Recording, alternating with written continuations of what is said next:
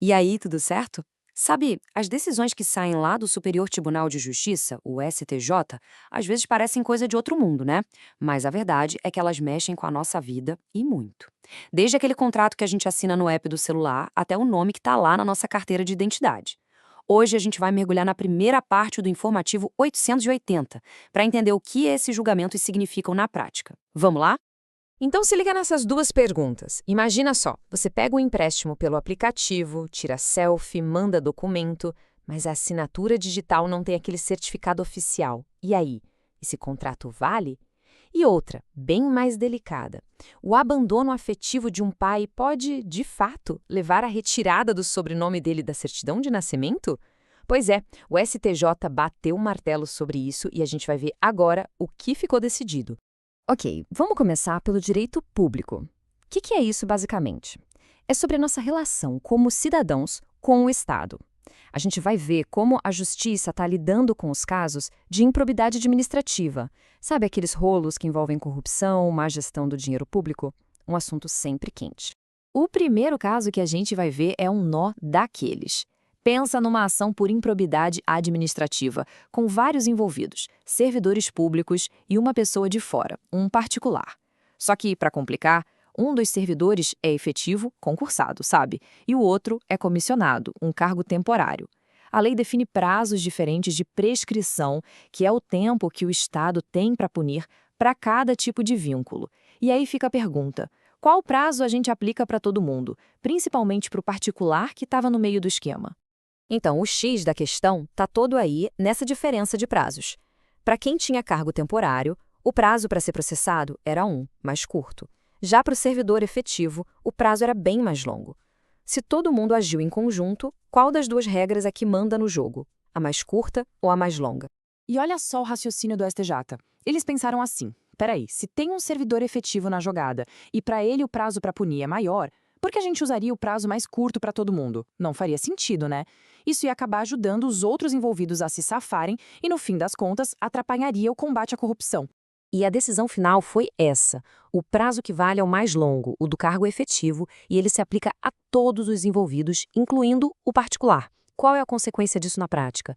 É simples, dá mais tempo para o Estado investigar e punir. Ou seja, é um jeito de proteger a administração pública com mais força. Mudando um pouco de assunto, mas ainda no direito público, imagina que uma empresa entra na justiça contra a fazenda pública.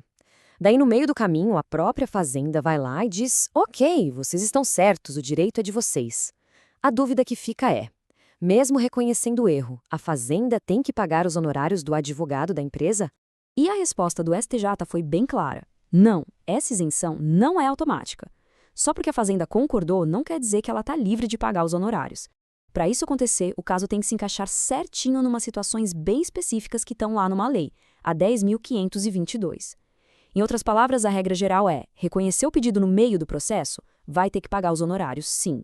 Beleza, agora a gente sai um pouco dessa conversa com o Estado e entra de cabeça no nosso mundo digital. A tecnologia voa e o direito tem que correr atrás, né? O STJ andou analisando justamente isso, as regras do jogo na era digital, tanto para decisões da justiça quanto para aqueles contratos que a gente faz com um clique. Vamos dar uma olhada. Mas antes da gente seguir, um conceito rápido e importante: multa cominatória. O nome é chique, né? As trends. Mas, na real, é bem simples. É aquela multa, quase sempre diária, que o juiz bota pra cima de alguém que não quer cumprir uma ordem judicial. Tipo, entregue o produto que você vendeu ou pare de fazer essa obra irregular. É basicamente uma pressão financeira para fazer a pessoa obedecer. E foi exatamente essa multa que virou o centro de um julgamento super importante, o tema repetitivo 1296. E quando a gente fala tema repetitivo, significa que a decisão vale para todos os juízes do Brasil, é para pacificar o assunto. O STJ tinha que decidir se uma regra antiga, a súmula 410, continuava de pé depois que o Código de Processo Civil mudou. E a tese final foi batida. Para poder cobrar essa multa por descumprimento, a pessoa que tem que cumprir a ordem precisa ser intimada pessoalmente. Entendeu? Não adianta só avisar o advogado dela. O STJ deixou claro que a própria pessoa precisa saber diretamente o que ela tem que fazer e o que vai acontecer se ela não fizer. Agora um caso que é a cara do nosso tempo. Sabe aquele empréstimo que você faz inteirinho pelo aplicativo? A assinatura é digital, mas não tem aquele selo oficial da ICP Brasil? Aí, um tempo depois, a pessoa vira e fala: ué, não fui eu que fiz isso, não reconheço esse contrato. A pergunta é: esse contrato, mesmo sem o certificado, continua válido? Para decidir, o tribunal olhou todo o pacote de provas que o banco juntou.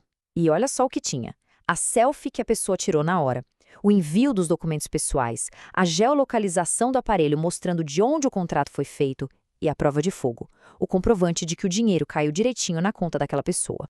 Com base nisso tudo, a conclusão do STJ foi a seguinte: não basta a pessoa simplesmente dizer que não concorda ou que não se lembra. Isso não é suficiente para anular o contrato. Se todas as provas juntas indicam que a transação foi real e não teve fraude, o contrato está valendo. Uma decisão, vamos combinar, essencial para dar segurança para o nosso mundo digital. Bom, saindo do mundo dos contratos digitais de pessoa física, a gente entra agora no universo das empresas. Vamos falar sobre uma decisão importante a respeito da recuperação extrajudicial. O que é isso? É basicamente uma ferramenta para empresas que estão em apuros negociarem suas dívidas direto com os credores, sem precisar ir para a justiça logo de cara. A grande dúvida que chegou no STJ foi essa: uma empresa monta um plano de pagamento com uma parte dos seus credores. E esse plano é homologado, ou seja, aprovado na justiça. A pergunta é: e os credores que não entraram nesse acordo, que ficaram de fora da negociação? As novas regras de pagamento valem para eles também? E a resposta do STJ foi bem direta. O plano de recuperação extrajudicial só obriga quem assinou embaixo, quem participou do acordo. Aqueles credores que não foram incluídos não são afetados pela chamada novação, que é a troca da dívida antiga por uma nova com novas condições. Para eles, a dívida antiga continua lá, intacta, e pode ser cobrada do mesmo jeito de antes. E para fechar, a gente chega agora na parte talvez mais humana, mais pessoal de toda essa análise. Porque o direito não se adapta só à tecnologia, ele tem que se adaptar também às nossas relações.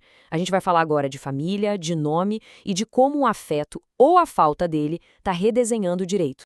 E essa decisão aqui é provavelmente a de maior impacto emocional de todo o informativo. O STJ disse, sem meias palavras, que sim, é possível suprimir, tirar o sobrenome paterno do registro de uma pessoa quando o abandono afetivo por parte desse pai é comprovado. Essa decisão é um passo gigantesco na forma como a gente enxerga o direito ao nome. Antigamente o nome era quase sagrado, imutável, uma regra super rígida. Aí vem uma lei nova que flexibilizou um pouco as coisas. E agora, com essa decisão, o STJ vai além. Ele reconhece que o afeto, ou a dolorosa ausência dele, é um fator que pode, sim, redefinir a identidade legal de alguém. E isso tudo joga pra gente uma reflexão, né? O direito deve seguir só a letra fria da lei ou ele precisa refletir os laços de afeto que formam a gente? As decisões que a gente viu hoje, especialmente essa última, mostram um caminho onde a justiça reconhece que a nossa identidade é muito mais do que está escrito num papel. É sobre quem a gente é de verdade e sobre os laços que fazem sentido pra gente carregar.